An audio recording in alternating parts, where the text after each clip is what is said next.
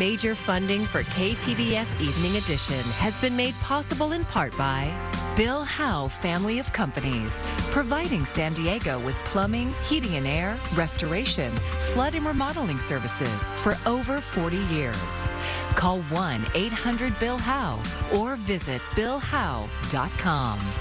And by the Conrad Prebys Foundation, Darlene Marcos Shiley, and by the following.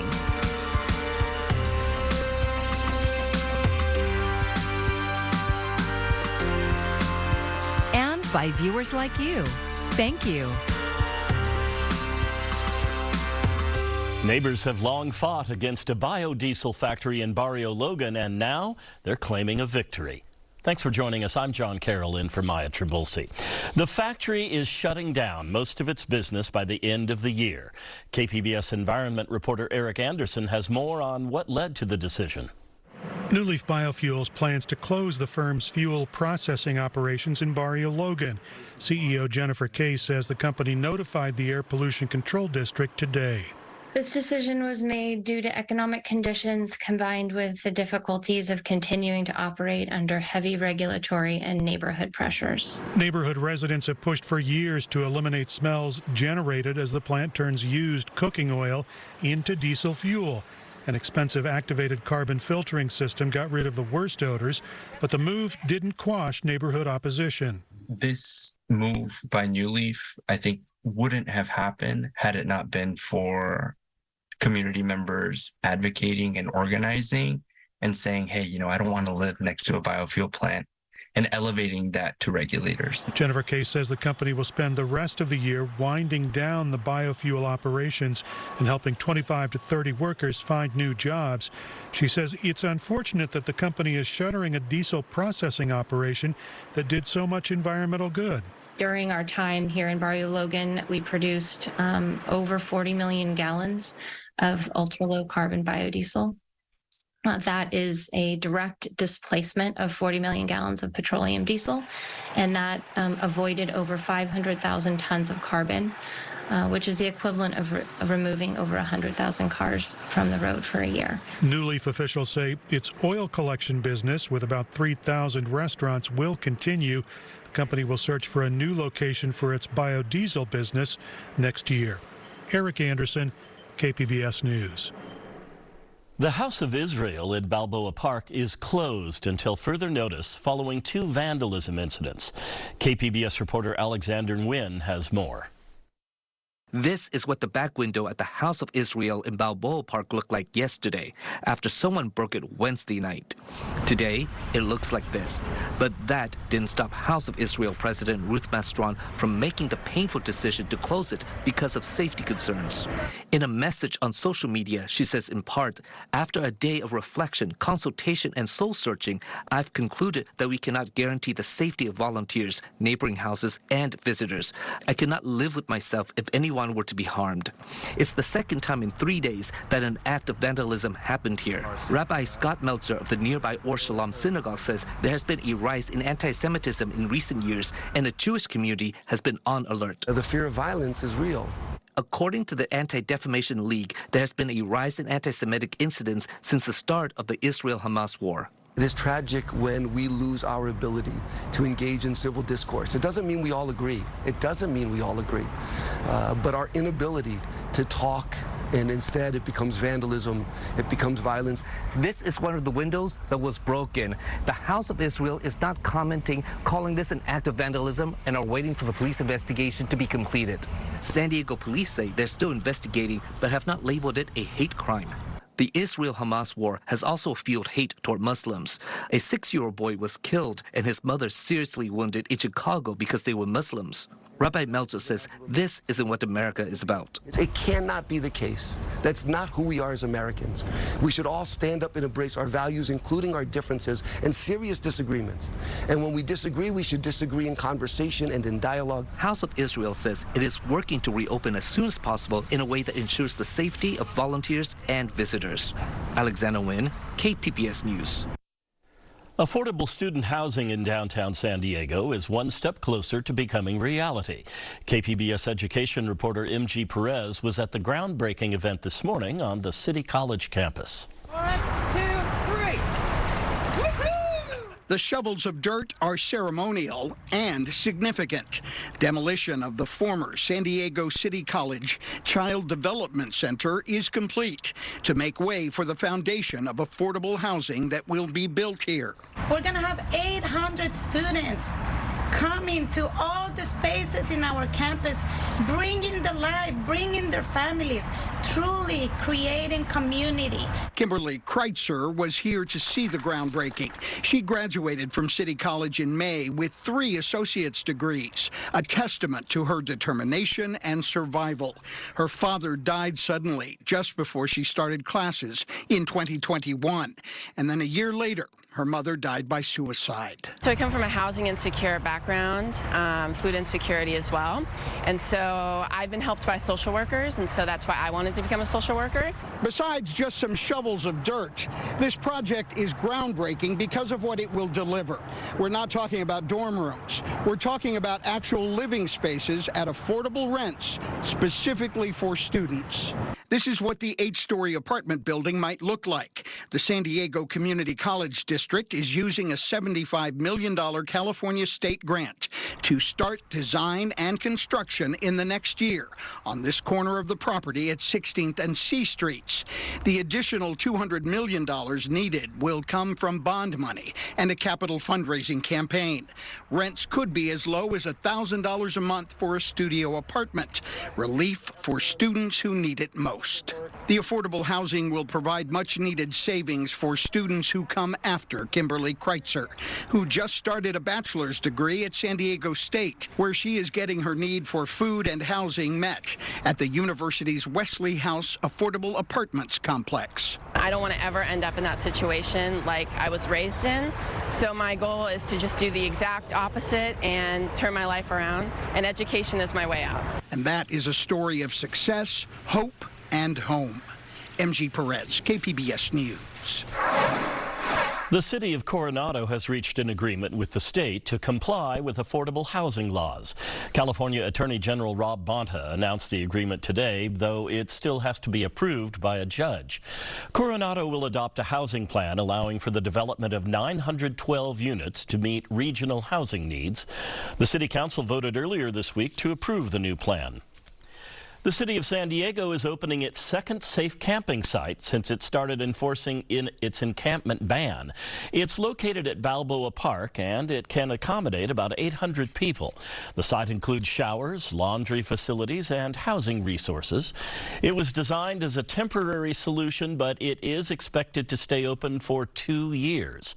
The safe camping site opens tomorrow. San Diego police continue to enforce curfew with juvenile diversion programs, but KPBS reporter Katie Hyson found their records don't reflect that. San Diego police records used to report the punishment for curfew arrests, often a diversion program, sometimes juvenile hall. But beginning in 2019, their arrest records started listing null instead. By that time, most large cities in California had stopped enforcing curfew. When I asked the police department why they changed how they were punishing curfew, they did not respond. I reported a story about curfew in September, and Jill Edwards' fam heard it on the radio, while, she says, she was driving her son to his interview for a juvenile diversion program for being out after curfew. Fam reached out to me. I visited her at her home in the Allied Gardens neighborhood. I'd heard about curfew laws, but I did not realize that there was a punishment involved with it. Was that surprising to you? Absolutely, especially with this level of punishment. I think it's absurd. Police stopped her 15-year-old son, who was a passenger in a car out past 10 p.m. His father is Vietnamese, and Fam says the other boys in the car were not white. San Diego police overwhelmingly arrest Black and Latino youth for curfew. In 2022, they made up more than 3/4 of the arrests. SDPD did not respond to questions regarding curfew punishment records. Fam's son was sentenced to a diversion program in order to keep the arrest off his record. He has to attend 5 workshops on topics like decision-making and values, complete 10 hours of community service, and handwrite a 600-word essay. Fam says if he doesn't complete those requirements within 3 months, he can be referred back to the police department for a misdemeanor. And she says she will be issued an arrest warrant if she fails to appear in court. How does that feel as a... Horrifying. I think that the police are there to protect and I would not think that this level of punishment is appropriate for a 15-year-old child who is out after 10 p.m. What do you think would be appropriate, or do you think it should be the police's role at all? I think the police, if they find some, kids on the street and they say, okay, it's a bit late, I'll call your parents come and pick you up. The diversion program is in City Heights, and Pham and her husband both work full-time. She says organizing transportation is a burden. She thinks of the other families who may not have a car or may not be able to navigate the paperwork as easily. She says this has been her introduction to what it's like to grow up in America. When I was in Queensland in the 1980s, we were considered to be living under a police state. So this may have been, I think this was even worse than what we would have experienced. That's one issue. Mike Mail, senior researcher for the Center on Juvenile and Criminal Justice, calls curfew a very American policy and antiquated. I don't know why San Diego is creating a crime here. Research overwhelmingly shows curfew is not effective at reducing crime, and Mails could not think of another city in California that still enforces it. In fact, he says, there's no particular approach to juveniles once they're arrested that's effective. The truth is, you really just don't want to be arresting people in the first place. That creates a criminal record. It creates a lot of antagonism. Mails also takes issue that SDPD records no longer show the punishments for curfew arrests. They shouldn't be getting away with just saying, we're not going to report what we're doing with them. When I first reached out to Mails, he didn't know that San Diego was still enforcing curfew. The state's online records, which are meant to provide transparency, list 0 curfew arrests for San Diego in 2021 and 2022, despite the hundreds of arrests SDPD recorded. Pham says this experience has shifted how she and her son view the police. I would avoid contact with the police because I'm really worried that if something this minor can lead to that level of punishment, imagine if you did actually do something wrong, then it would be catastrophic to a 15-year-old child to be in so much trouble, and it would be hard to get out of that system, I believe. I have repeatedly asked the police department about this lack of transparency and incomplete records. They have not provided any answers. Katie Heisen, KPBS News. It's not just the asking price for a home that's expensive. Mortgage interest rates hit 8% this week. SDSU's Miro Kopik explains how that makes it even harder for buyers in the Friday Business Report. If we even look a year ago, in April, mortgage rates were just under 5%. So the median national home price was almost $400,000. Here in San Diego, as we've seen recently, we're at the $1 million mark. These are the lowest level of sales we've seen since the foreclosure crisis just after the 2008 financial crisis. And the reason is most homeowners who may want to sell don't want to sell because they have mortgages well under 6%. And with rates being 8%, you're looking at roughly for every point of mortgage rates, somewhere between $500 and $1,000, say here in California, of incremental interest costs for every point based on the size of your loan. The good news yesterday was the Fed said, we are going to pause. There was still concern that given the jobs report earlier this month, that they were going to increase rates because they kind of committed to one more rate increase before the end of the year. Cruising in a lowrider will soon be legal throughout California. Governor Newsom recently signed a bill authored by San Diego Assemblyman David Alvarez into law. KPBS reporter Jacob Ayer says a national city-based organization helped spark the change. Candy paint, custom rims, and sometimes hydraulics. All that style that makes low riding so culturally and artistically significant is about to be legal throughout California, thanks to the efforts of the United Lowrider Coalition. Other communities started seeing what we were doing, and they said, hey, let's do this here. National City's Marisa Rosales led the movement. She says her dark red 1949 Hudson Broham, nicknamed Christine, is a priceless piece of artwork. And my boyfriend passed away, and that's how I ended up with the car, and I restored it in memory of my boyfriend. Rosales says her effort to get more people cruising in National City began in 2020 as she was suffering from poor mental health. For her, low riding is her favorite form of therapy. When I'm cruising, like, everything goes away.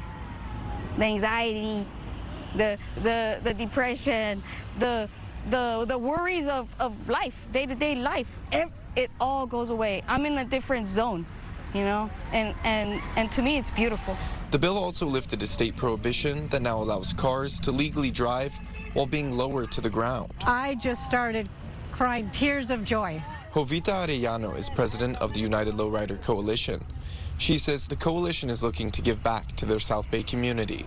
We're already preparing for events. I mean, we have a trunk or treat this coming Saturday here at Kimball Park. On December 2nd, we are having the AB 436 celebration. National City overturned its ban on cruising earlier this year, but other major cities like Los Angeles still have them in place. Rosales says the bans were based on false stereotypes. It started off as a repeal, but it actually all by itself has evolved into something more, you know, like preserving the culture, empowering our youth, educating our youth so that we can pass on this culture to them. While Assembly Bill 436 allows people to legally cruise across California, large-scale organized cruises still need special permits, according to Arellano. The new law goes into effect on January 1st, 2024. Jacob Ayer, KPBS News. Dia de los Muertos, or Day of the Dead, is just a few days away. At the heart of this Mexican tradition is creating an ofrenda, or altar, for a loved one who has passed away. South Bay engagement producer Marilena Castellanos shows us what goes on to an altar. Francisco Soto has been making ofrendas since he was a child, a tradition started by his mother to honor siblings that passed away. Today, he continues this tradition of honoring lost loved ones with ofrendas as part of the Dia de Muertos celebrations at the Sherman Heights Community Center. An ofrenda is a gift that we give to the people that have deceased. That's what ofrenda means. It's giving something. And Soto says this tradition can be embraced regardless of your cultural background. Anyone who feels that they want to honor their deceased, they're more than welcome to set up an altar. He says in Mexico there are different customs of how, why, and what goes on an altar, but there are no specific rules. Some start celebrating on October 28th and begin creating their altars weeks before. Ofrendas typically display photos of the departed and can include items the person liked or traditional elements such as candles, believed to guide souls when they return to the world of the living. Bread of the Dead is said to represent the cycle of life and death. Marigold flowers, or flor de cempasúchil, whose scent is believed to help souls arrive to their ofrenda. Other offerings can include skulls or papel picado, delicately decorated tissue paper, which is said to represent wind, air, and the fragility of life. Whatever the elements used to make an ofrenda, it's an opportunity to celebrate, remember, and welcome back a loved one who passed away. It's just, like I mentioned, it's a spiritual thing. It's something that we feel that they're here with us. Dia de Muertos celebrations started at the Sherman Heights Community Center last week. Community ofrendas and other related events are happening throughout the county in the coming days. Maria Elena Castellanos, KPBS News. KPBS is hosting a digital community altar where you can celebrate a loved one who has passed away. You can find out more at kpbs.org/Day of the Dead.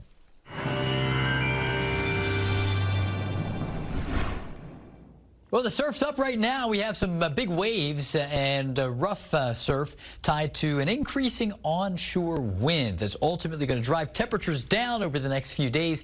And by Monday, we might even have a brief shower or some patchy drizzle for a time into coastal areas. So you can see there are some beach hazards out there just for this evening. So the surfers have been happy, but there are some dangers. If you're not experienced with that, be careful out there. Patchy fog returns late tonight, 64 for your low, and the breeze picks up during the day. You'll notice that tomorrow is going to be a bit cooler. We're still around 99 in the deserts. Into Borrego Springs, still hot inland, but we're beginning the transition of stepping downward. 74 to San Diego, and we'll be around 66 at Mount Laguna.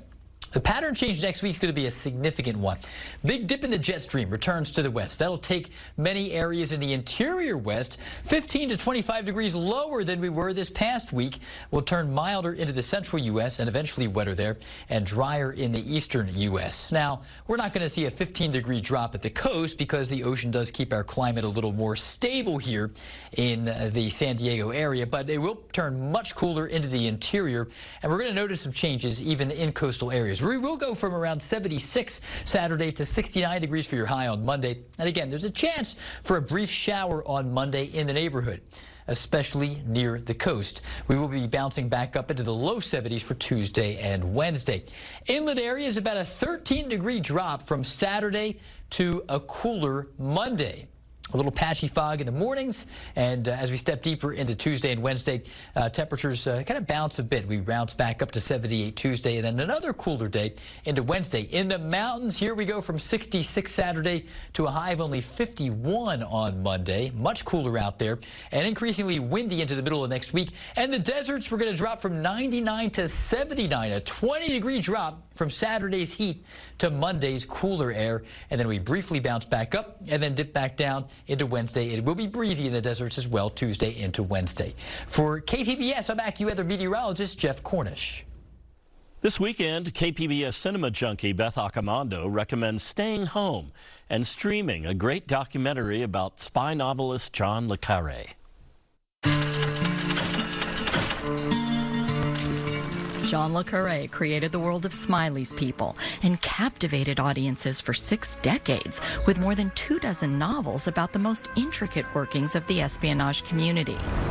I really don't think any artist, whether he's a writer, a painter, or anybody else, I don't think he has to explain his work beyond a certain point.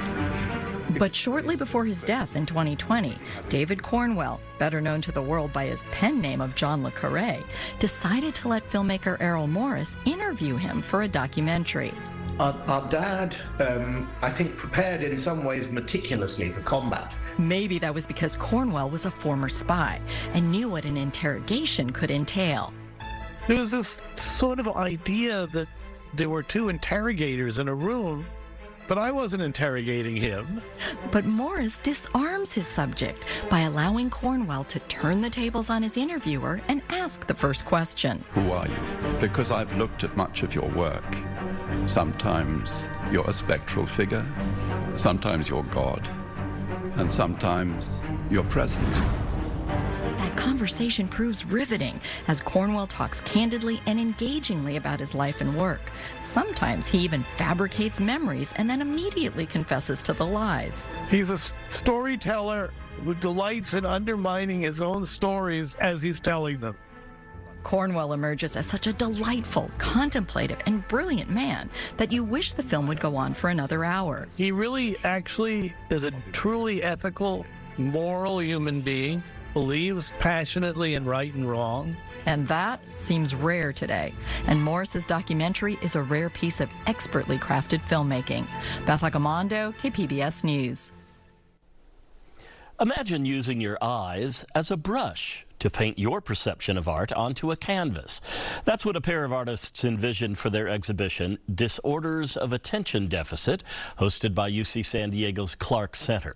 KPBS video journalist Charlotte Radulovich shows us how it works.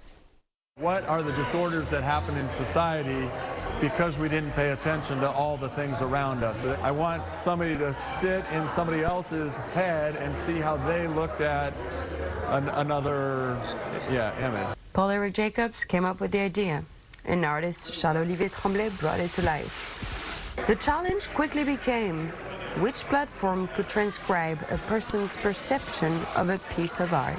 I built a VR experience with a gallery on it, into it, with image. Through a virtual reality headset, a virtual gallery showcasing all sorts of powerful images. The spectator's gaze is followed through a motion detector and used as a brush. We have a real variety of images, so some are really maybe hard to see by the participant. Someone are more critic about the age, the sexism, and the things more around that. The way that you look at something affects the way that somebody else looked at it too. So begins the process, generated by the motion created through the subject's visual exploration of any given image.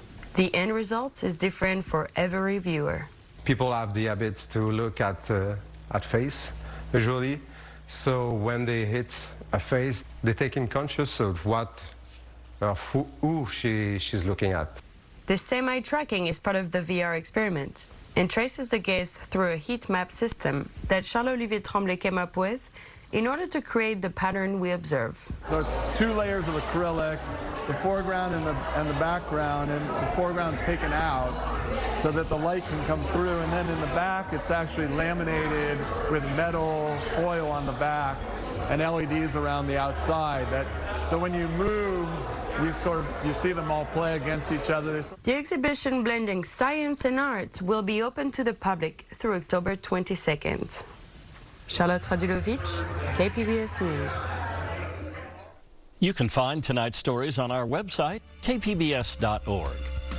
Thank you so much for joining us. I'm John Carroll. Have a nice evening and a great weekend. Major funding for KPBS Evening Edition has been made possible in part by Bill Howe Family of Companies, providing San Diego with plumbing, heating and air, restoration, flood and remodeling services for over 40 years. Call 1-800-BILL-HOWE or visit billhowe.com. And by the Conrad Prebys Foundation, Darlene Marco Shiley, and by the following.